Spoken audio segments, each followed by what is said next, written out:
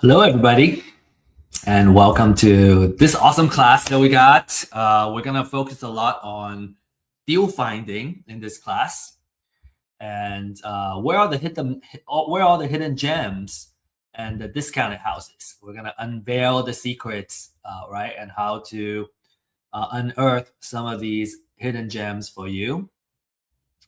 So, without further ado, let's get started. And I want to also take this opportunity to congratulate you for joining us and learn, how you can control your financial future by finding the right deals in real estate investments. In business, we always talk about the different kind of arbitrage, right? Arbitrage means seeing the difference between something and then take advantage of that gap. For example, an example would be, say, I'm buying low, selling high, right? And when I can make money on that gap, that's an arbitrage in the price arbitrage. When it comes to information, there's also information arbitrage, right? By learning and understanding how we can find deals and make the deals happen. We now have a lot more information than those who have not obtained this information, and we can create a lot of value, right? We can make money, profit. We can create something awesome out of this. So that's what our focus is today, is by taking advantage of this information arbitrage and beat our competition and also win some deals. Okay. I think by now, we're all here because we know real estate investment is a very lucrative business. You probably personally know somebody who has invested in real estate in the past years and made a lot of big profits or built a substantial wealth. I personally have met somebody that has acquired close to 100 single-family house portfolio, and she bought it before the COVID era, and now that it's after the COVID, we have seen a huge equity increase in terms of real estate properties, and so because of that, a lot of wealth was built just by holding these cash flowing assets, and we also want to be that. We also want to do the same. So this is a class where we can learn how we can do this. So in just the last 30 days, right? Discounted houses comes from distressed houses, distressed sellers, basically. In the last 30 days, we found over 14,000 of these distressed houses. 49,000 of those are pre-foreclosures. So some of the discounted houses, will come from pre-foreclosures. Actually, quite a lot of the majority of them. This is a gold mine, and we have a class called pre-foreclosure gold mine that you can learn about how to work these leads, right? How you can make a deal and get these deals in the contract and all that using pre-foreclosure leads. So a couple of success stories I want to show you. 64,500 profit on one deal, $85,610 profit in another, and then this one, 88,800 profit. I want to give a caveat here. These are kind of selected success stories, right? Not every deal is gonna be so lucrative, but there is opportunity where you can do that. So the natural question is, how do we find these deals and how do we make money? And in this class, we're gonna be going over how you can do that, how you can find great investment deals through distressed houses. So from a course standpoint, right, if you're a new investor looking for information and knowledge, how you can get started, this is the place to go. If you're an experienced investor, right, you've been buying wholesale leads, you want to learn how you can find deals yourself and generate leads for yourself, this is also a really great place you can start. from an exit strategy standpoint, right? Wholesale, fix and flip, buy and hold. And, I always find that being able to turn off distractions and notification really helps me focus. We are in this age of information and attention deficit and information deluge. There's so many things that are fighting for our attention that we're not present most of the time. And I think for an important class like this, with the information that we're going to be sharing, it's very important to reduce all those, right? Remove all those distractions so we can get the most out of it. And you can use the chat to introduce yourself, right? Connect with other folks that are attending this class, and really get the most out of your time here. And attend our other classes too. We have a series of these type of classes geared towards how to get started in real estate investment, how to find deals, and a lot of the step-by-step process of what needs to be done, along with a weekly live stream that we do. And I will share more information about the live stream towards the end of this talk. So don't miss out on those, right? Join the discussion, right? Learn through case studies, and learn through kind of listening, and then start doing the deals yourself. We can walk you every step of the way. Disclaimer, everything we share here is for information and education purposes, and we don't offer investment, financial, or legal advice. And always do your due diligence when you make any investment decision. Some background story about myself. Over the years, I have kind of acquired some skill sets, through just, I guess, being in business. And I think what applies here would be data management, analysis, and maybe a little bit of marketing. My background is in more technical science and engineering. I was always interested in the passive income power of real estate. Through kind of the COVID time, I really experienced, what it's like to hold cash flowing real estate assets and just see the value of the asset go up.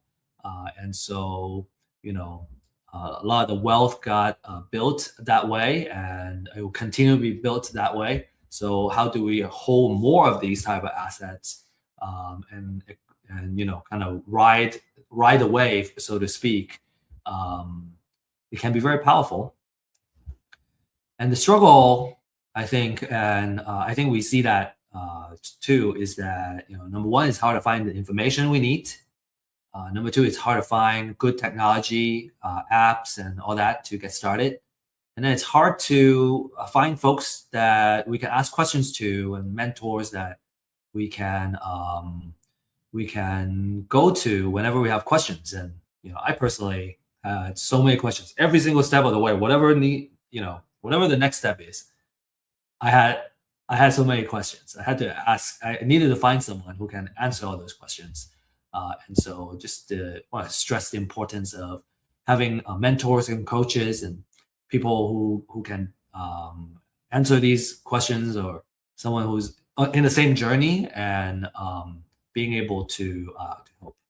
And that's what Real Estate IQ is all about. We establish Real Estate IQ to address these pain points, right? So we have weekly webinars and classes and live streams, talking about either a class that is fundamental for real estate investments, or if it's a live stream, we go over market updates, deals updates, right?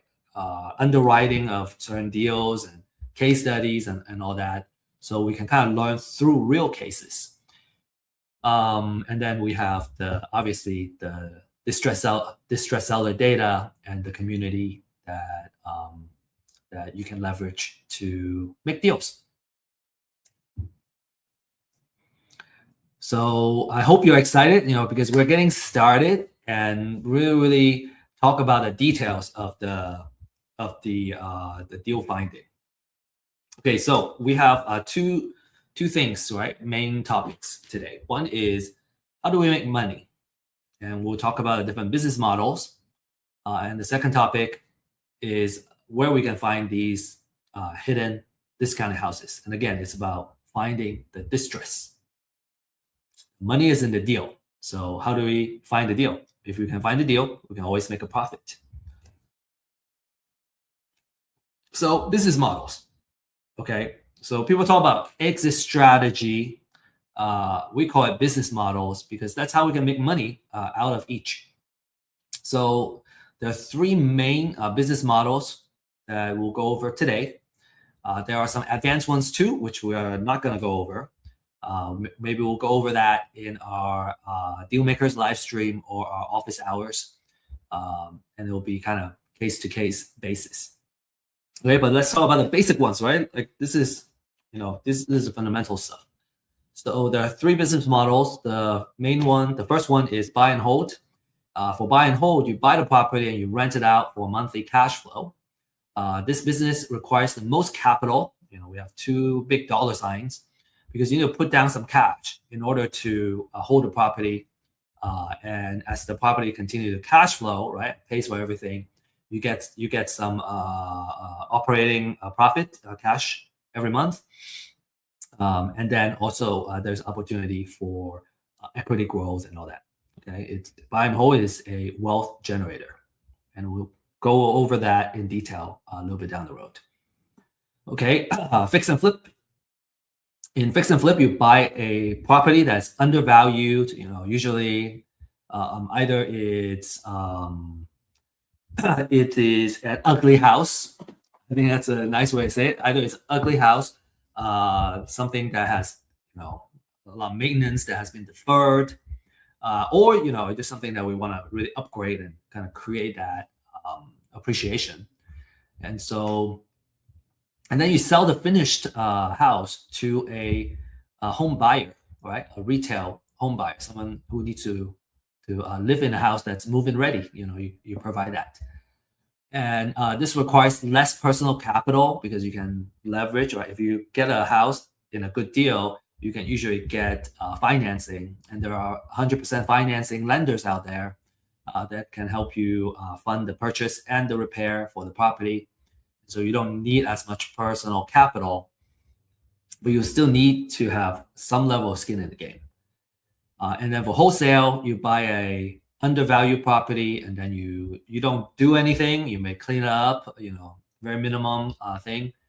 And you sell it to a fix and flipper or buy and holder, and you do that for a fee. So an average wholesale fee is about $7,000 to $8,000. This is a popular strategy for a young person. If you don't have a lot of cash, because for wholesaler you don't need money to get started, and you can make $7,000 to $10,000 per deal. Okay. And so here we will go over each of the business models, and with a purpose of coming up with a distress offer. So assuming we already got a deal, right? How much do what's the right offer? What's the maximum amount that we can offer? It's called MAO, maximum allowable offer. Okay, so for buy and hold, we got to understand the 1% rule. The 1% rule basically says that our monthly rent needs to be at least 1% of the overall purchase of the property, which includes purchase and the repair. So in this example, if I'm paying for a house, right, overall, I'm paying for it, and it's $250,000 all in, we need to make $2,500 per month in order for everything to pay itself and still yield a cash flow. And the way we can come up with an offer is to go the opposite. So what we do is we run a market analysis. It's called comparative market analysis, CMA, on rental. So if the market rent, right, based on what's being rented in the houses in the area, let's say it's around $2,500, then I do the reverse. Basically, I multiply by 100. So I got 250,000. And if the repair is 20,000, subtract that, then the highest offer that I can offer to a seller is 230,000, because all in, I'm gonna put 230K here, I put 20K here, so all in I'm at 250. I better be renting it out for 2,500. Okay, so this is a very idealized example, right? There's different fees and all that in closing, and that we are kind of ignoring, because when we follow this general rule of thumb, in general, all is kind of taken care of. So that 1% is very useful. We kind of ignore all the little fees and the noise, and kind of come up with a number that works for us. And if I want to have a little buffer, maybe I take another 5K out of this offer, 10K to kind of account for whatever fees I need to close.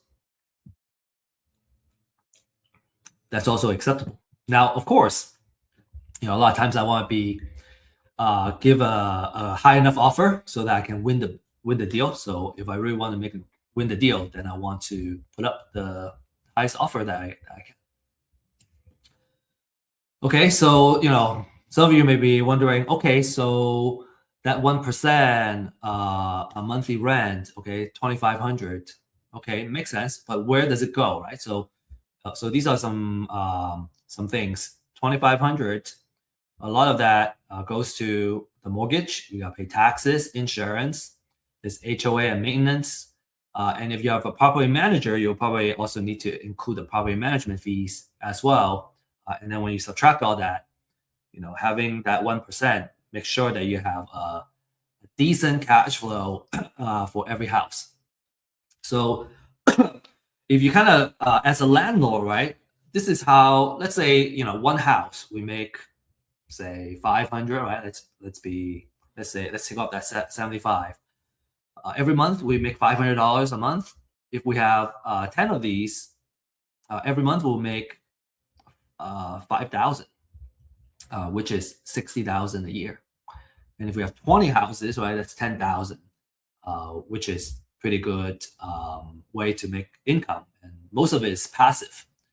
Of course, when you are running a buy and hold business, it's never 100% passive.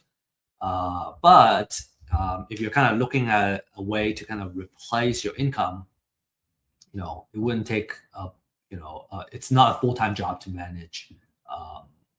Again, of course, if you also have a property manager in place, it's not a full-time job to manage 20 houses.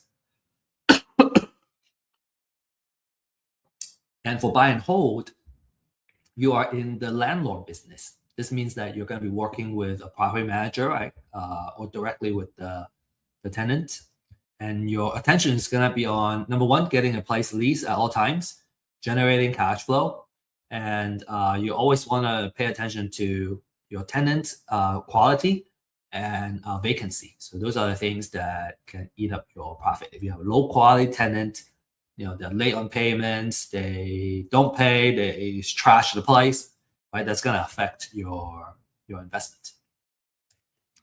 And we always say that buy and hold, if provided it's a cash flowing asset, right? We got a tenant in and paying, it's a wealth generator through these four things. One is the cash flow that we just mentioned. And then the second one is appreciation. So you can hedge it against inflation. And then there are two types of appreciation too. One is called natural appreciation, which means just by holding it, the value has gone up. And say during an economic downturn, and a lot of kind of easy credit creating that appreciation, you're going to see the value of the property go up. And natural appreciation is more passive. It's not something that we need to do. We just hold it and kind of watch the value grow. So on average, the house itself naturally appreciates, and then also during economic downturn, it appreciates more significantly as well. The other type of appreciation is called forced appreciation.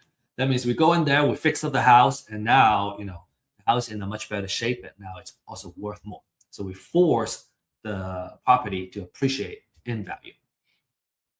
And then you have tax savings, right? You got depreciation, you get mortgage interest that you can write off, and then you also have operating expenses that you can write off in terms of taxes. And then every single month, as you pay down the mortgage, the principal gets paid down, so you have equity build up as well. So those four things are working combined together, working on top of each other to help you build wealth slowly. Next, let's talk about fix and flip.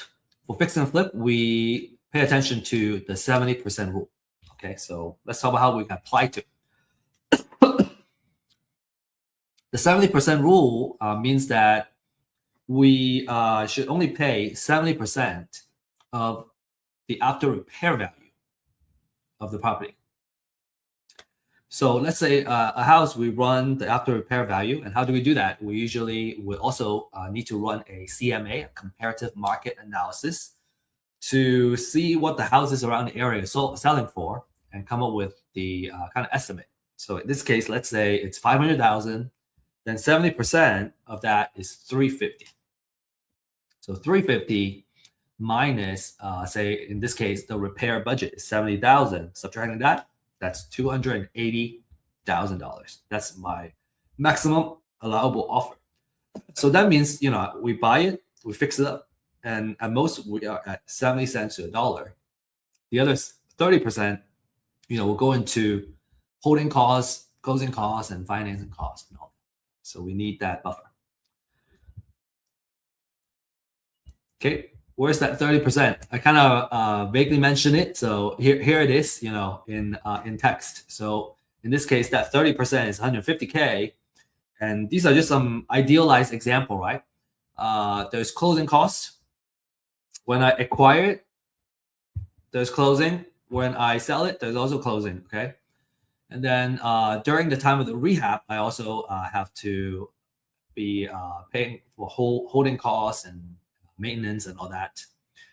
And then if we get hard money or private money as financing, we also have to pay for financial costs. So all that said, we can still make a pretty handsome profit, which is fantastic in this case. Right? Fantastic return for one project, 90,000.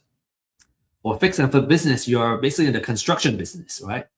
That means a lot of the attention will be on rehabbing the property, make sure you're on schedule, on time, right? You probably, if you're going to manage subcontractors, right, you're going to be managing them and making sure they are producing quality work and they are available to do the work. So what's going to eat up your profit? It's going to be project delays and overrun because that's going to cost you to say not being able to finish the project and let's say you got extend the loan. Well, you're going to have to pay more for the loan extension and everything for this hard money loan.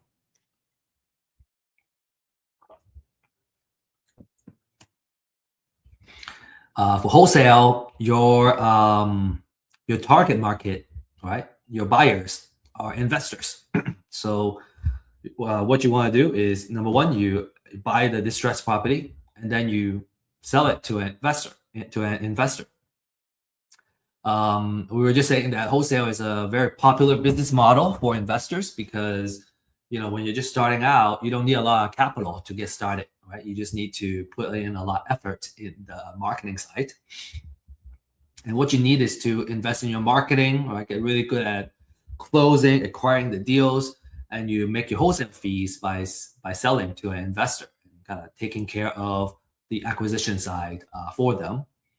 And in wholesale, you're in the marketing business, marketing, lead generation. You're going to be paying attention to marketing, acquiring properties at a price where you can make a wholesale fee, right? So a wholesaler competing with a fix and flip investor, for example, it's hard for them to compete for a particular deal because a fix and flipper can afford to offer a little bit more directly to the seller than a wholesaler can. However, a wholesaler tends to do much more, spend more money on the marketing too. You have more leads. And so even if you lose on a particular deal, you might be able to win some of the other deals.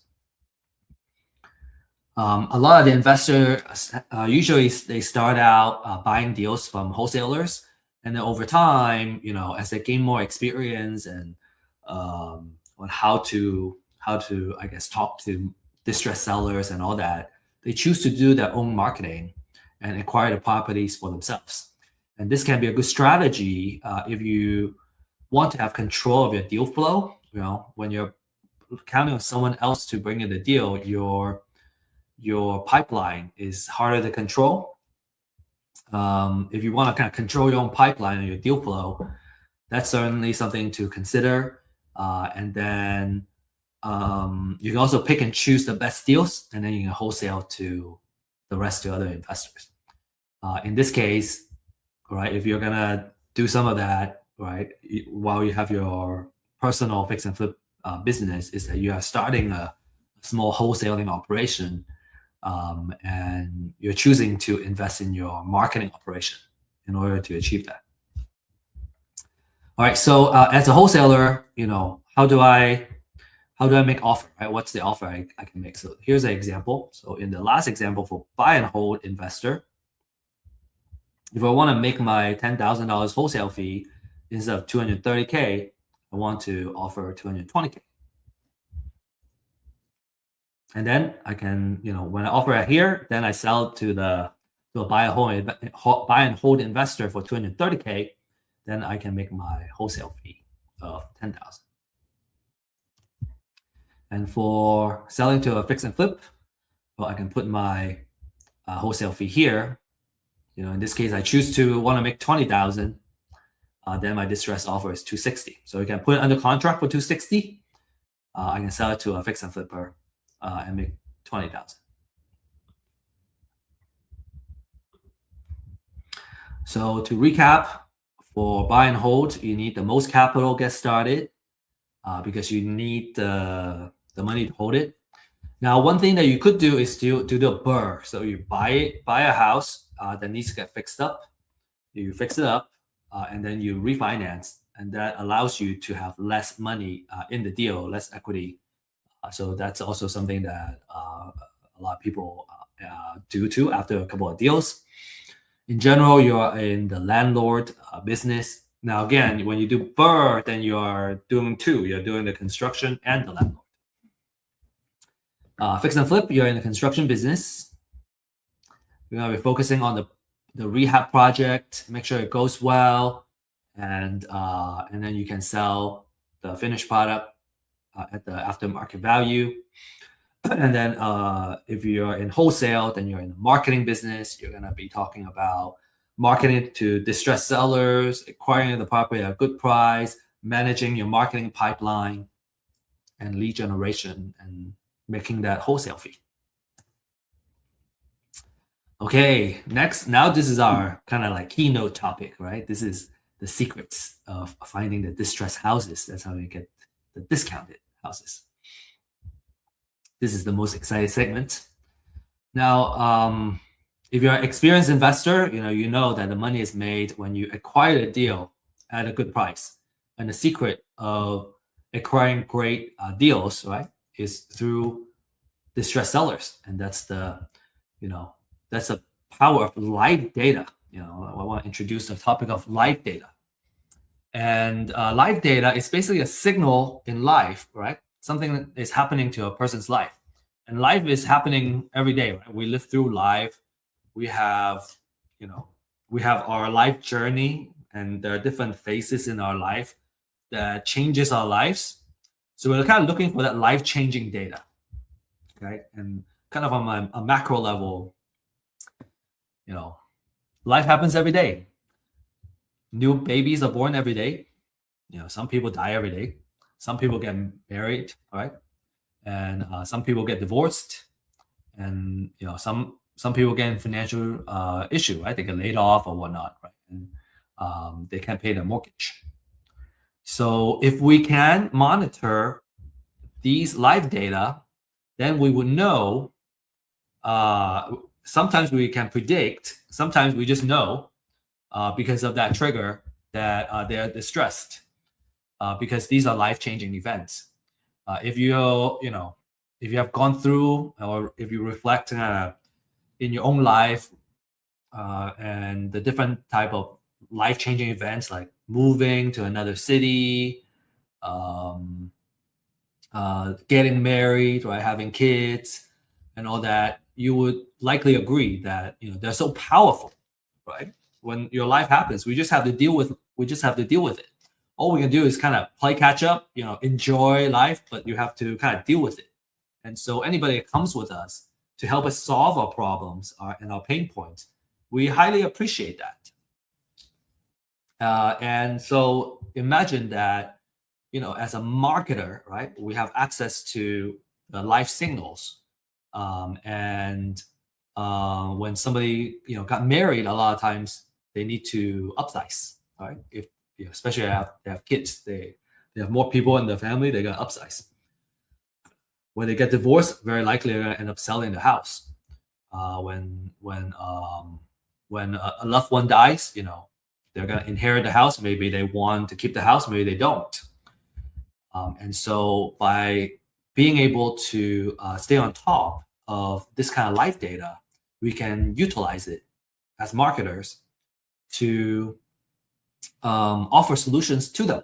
And I'm not just talking about, we're talking about as real estate investors, right, buying the house, but it's the kind of idea is bigger than that, right? Having this access to this kind of life data helps us kind of predict what are some of the things that they're going to do in the near future. For example, I think Target kind of keeps track of different people's kind of buying patterns and life data, and they can kind of predict when someone is going to get pregnant and when someone's going to have kids. These are the stories that I hear. I don't know how accurate it is. So, but I believe that, right? Being a marketer myself and being, having the understanding of this type of data. So to find people that are motivated to sell or distressed, right? We want to find the folks that are in some kind of financial distress. If you can get a hand on this kind of life data, then then we can help them out, and in a way, being able to buy the property at a distressed price, and still being able to help them, right? And a lot of times they need to sell fast to get out of a bad situation. So, real estate is not liquid, right? So if you need to sell fast, you're gonna have to kind of take a discounted offer. So let's talk about different types of distress. Okay, and these are kind of the data that we can mine and we can focus on. Okay, the first one is a pre-foreclosure list, right? These are folks that are about to lose their house in an upcoming foreclosure auction. And many investors like to market to these distressed sellers because they tend to be in a more desperate situation, right? They have to sell fast. If they don't sell it by the foreclosure auction, they're gonna lose everything. And then there's potentially a deficiency judgment the lender can use to go after them. So for pre-foreclosures, you're reaching them before the houses hit the auction, and you can directly negotiate with the seller. From a pricing standpoint, they're pretty affordable, $200 to $300 a month, and you can get really, really awesome leads that are ready to close very quickly too. Okay, so one of the favorite lists out there. And as with all kinds of marketing efforts, sometimes when you try to outreach to someone, some people appreciate your outreach, some people don't. You can choose to we choose to work with the folks that appreciate our outreach and being there to solve their problem. But of course, not everyone is appreciative too. And what's a joy in life if we work with folks that stress us out, right? So I usually work with the folks that are pleasant to work with. Okay, so that's the pre-foreclosure. Okay, there's another type, which is called appointment of substitute trustee. And in short, it means a pre-foreclosure. It means that it happens usually before it goes to foreclosure. And what that really is about is that when a national lender, right, forecloses on a borrower, many times they wouldn't, send somebody to a local county to process the foreclosure. So what they do is they would appoint or assign a substitute trustee that are in that local county to do the foreclosure proceedings. And so when we see that, that's a signal that, okay, a notice of sale or the foreclosure, it's gonna go onto the pre-foreclosure list. But now you're able to kind of reach them a little bit sooner. In some cases, not all cases, you have more time to reach out to these distressed sellers. So we call it pre-foreclosure. It's also a very popular list amongst savvy investors because it gives you more time to kind of nurture and work with the motivated sellers. We have a class called pre-foreclosure goldmine. And again, we go deep into how to work these leads. So if you're interested, make sure you join that class, okay? Next, we have probate. This is another popular life signal for real estate investors. And what that means is, someone has passed away. He or she owned a real estate property. Not all heirs that inherit the property want to keep the house. Maybe they want to sell it to settle, some of the expenses and all that, right? Maybe there's some debt from the passing person that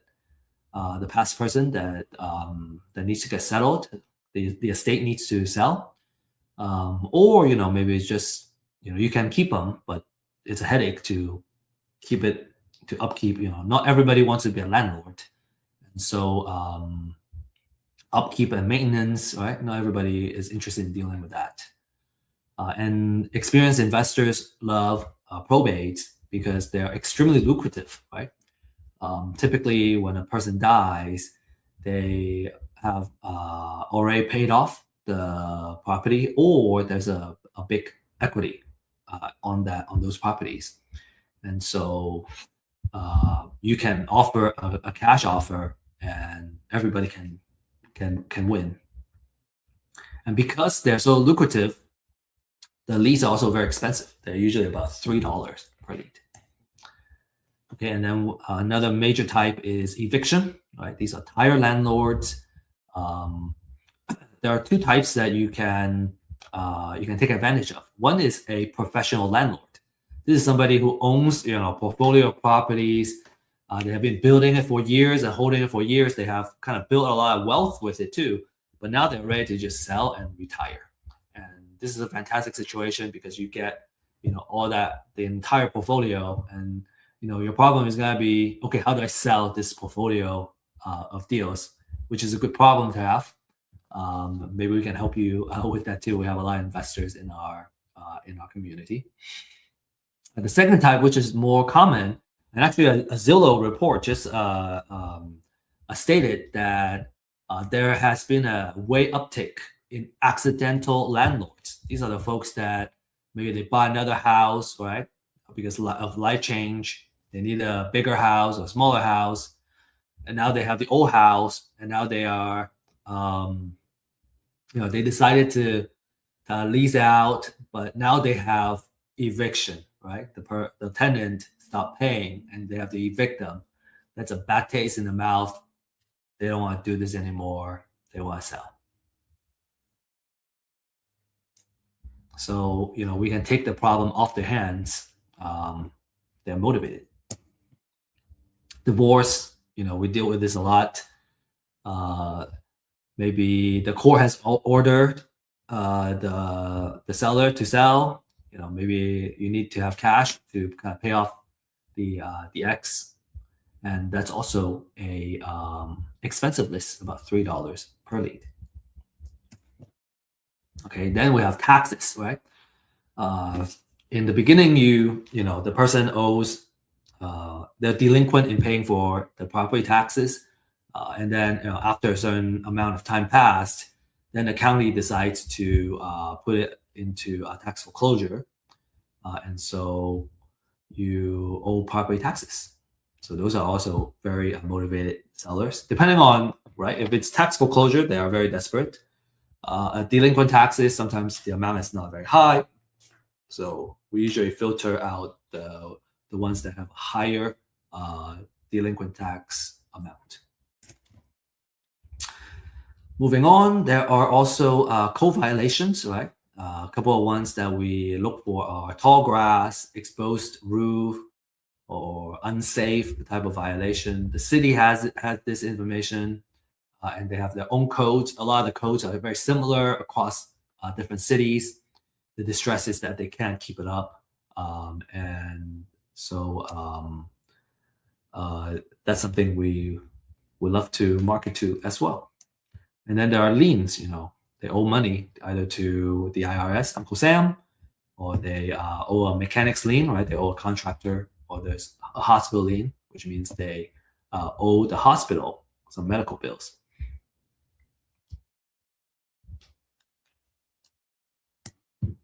Okay. And an age-old question is, well, do I just do it myself, or do I buy it? And if you know how to mine all this information, right? Get court papers and all that, you can do it yourself. I personally would suggest that if you have the time, you can learn how to do it. But if you're going to operate a business, you don't want to spend the time to do that. Usually, you want to kind of outsource that so you can really focus your time and energy into the outreach, which requires a more kind of personal touch, talking to the distressed sellers and all that. You may want to do it just to learn how it's done, if you have the time, like I said. But when I'm running a business operations, I just don't have time to mine the data myself. It's much easier to buy it from a reliable source. So, but we want to share with you kind of the workflow, right? How do you do it? You go on for pre-foreclosures, you can look this up. Once you get a notice of sale, basically, all the information is on. A lot of the information is on here. Here's another example of the notice of sale. Now, what you have to do is you actually have to kind of aggregate the information. So the notice of sale has some information. You also need to go to the CAT, the County Appraisal District website, to get how many bedroom, bathroom, and the assessed value. And then you also need to look at the deed of trust, right? Get some loan information to get the following. So you get the borrower's information, the bank's information, and address, all that. And then you gotta figure out the financial information. You can mine all that information. So all of this is available. It's just a lot. It's just a lot to do. And so it's much easier to outsource it. It's kind of our conclusion. Okay, probate, you can look up, go to a probate court and look that up. And these are the information. The decedent, is there a real property? Sometimes there's no real estate property there. And then, you can also kind of read the filing and capture all this information. Delinquent taxes, you can pay the county. So, all of this combined takes about 15 to 20 minutes of research per record, especially for the pre-foreclosure and probate. And it's just a lot of leads. I think it's just so much easier to use the data and instead of doing it. But that would just be my suggestion. Anyway, a quality list is gonna tend to have these type of information, and you want to pay attention to the update frequency and all that. The last thing is just kind of want to go over. A lot of folks would kind of look at the equity percentage as a filter. When you have all the information, maybe there's like 1,000 leads. Well, do I market to 1,000 people or do I market to 100 people? And you may have different approaches. Some people prefer to have a more focused list for driving there, door knocking, or doing outreach. And if you want to kind of shrink your list, you tend to kind of look at the address, right? What zip code makes sense for you, the equity percentage, and some people care about if there is already a loan modification or loan type, different kind of loan type in place. So you can kind of create, after you get this list, you can kind of filter it down to your own list, and then you can create a niche that you can dominate in because you specialize in that particular type of distressed sellers. So kind of already talked about that. The most important thing, I think, especially for quick foreclosure, is the freshness, right? The speed to the leads is very important. Okay, so we still have some time. So I want to use this time to share a case study with you. And this is a property that we acquired in Mart, Texas, which is about 20 minutes from Waco in Texas. And the owner owed about $3,500 in mortgage. Right, so he was behind in the payment, and we were able to reach him. He said that the house needed AC fix, septic system, new paint, and we estimated the rehab budget to be about $30 per square feet. He owes $105,000, and it was a price for $365-ish, and he wants $230,000 to $240,000 as an offer. And what was interesting is that this house, it has 20 acres of land attached to it, and the land is in the opportunity zone, which gives favorable tax treatment on capital gains. And so that was kind of intriguing for us. So when we evaluated this, right, we used the 70% rule of thumb, and we decided to offer $215,000. Okay, if I were to wholesale it, I would take $10,000 off of this and try to make $10,000 of wholesale fee. So these are some before photos, right? The gate going in, you gotta go in quite a bit, and then there's 20 acres of land, as you can see in here. This is what the kitchen looks like inside. There's a kind of big area.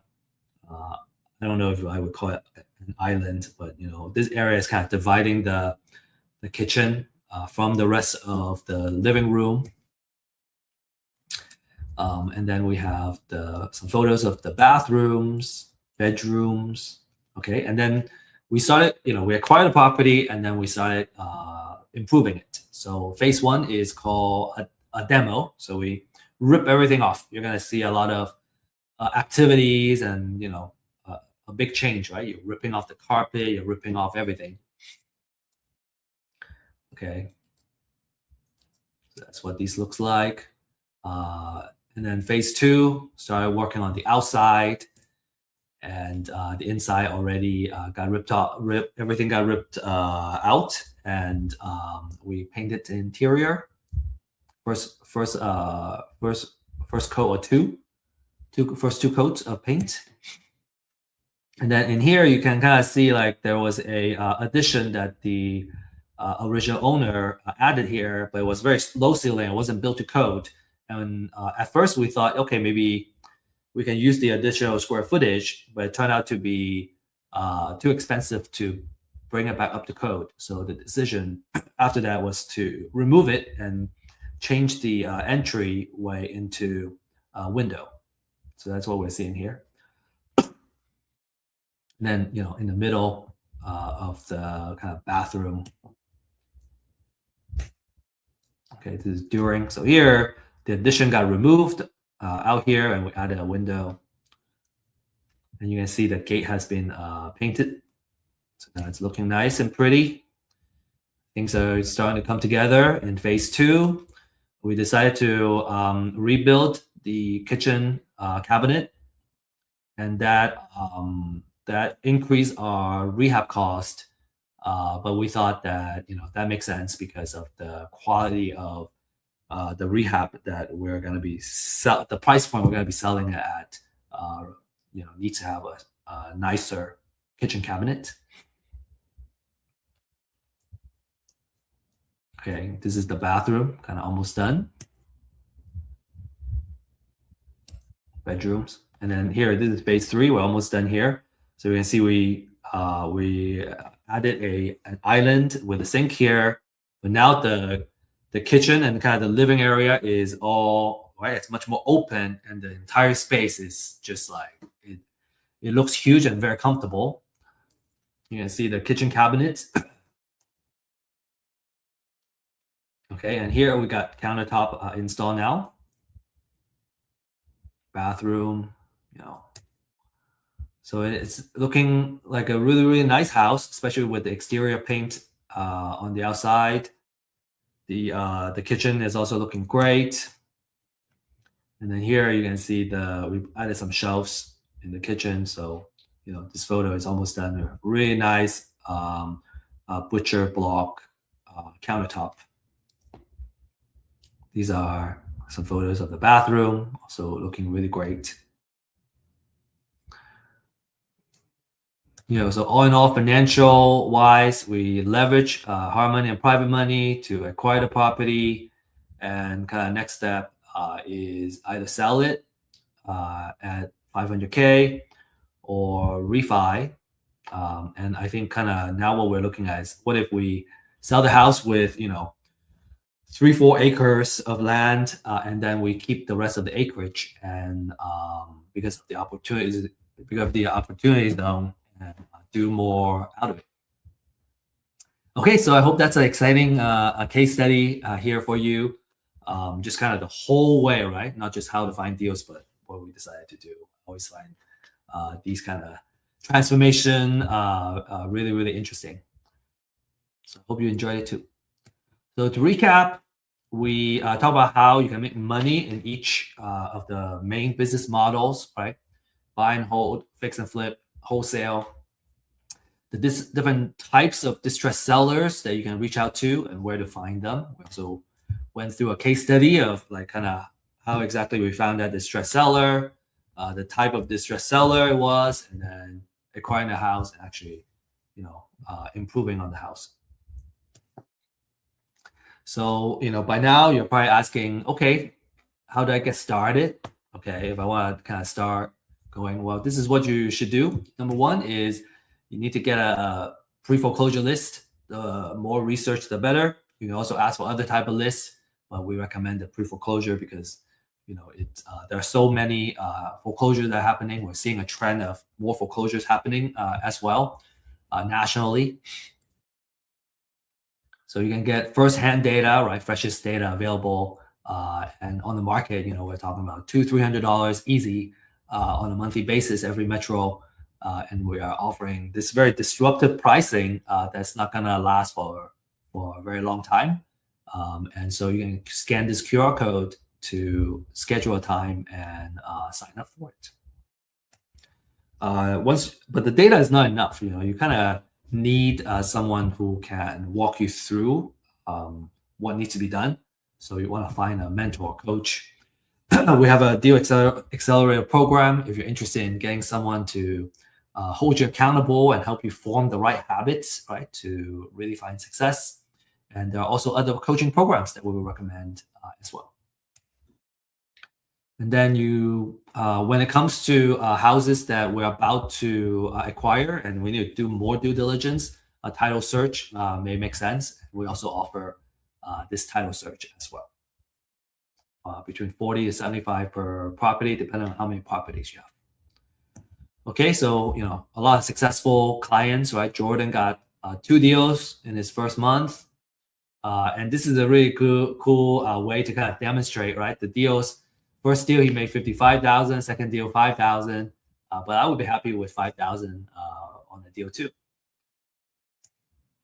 Salvador made $30,000 in his first deal, and more are on the way.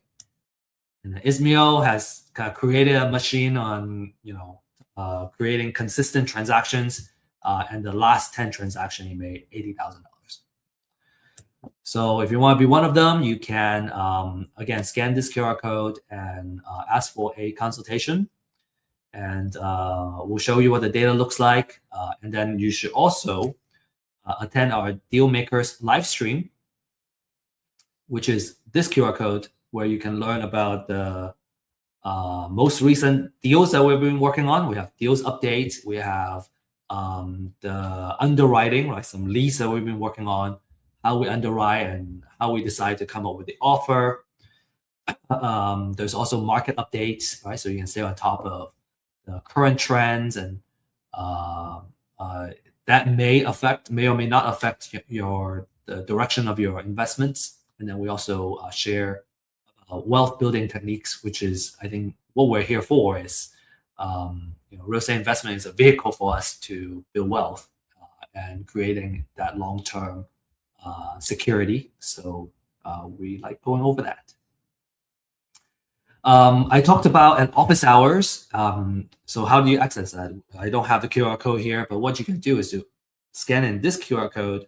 It will take you to our website, and then you under event, you can you'll be able to find the link to not just this live stream, but also the office hours and our open house. So we got a slew of events that we have created and we're bringing to you on a weekly basis. So join the community and introduce yourself if you like, and come learn and come share also.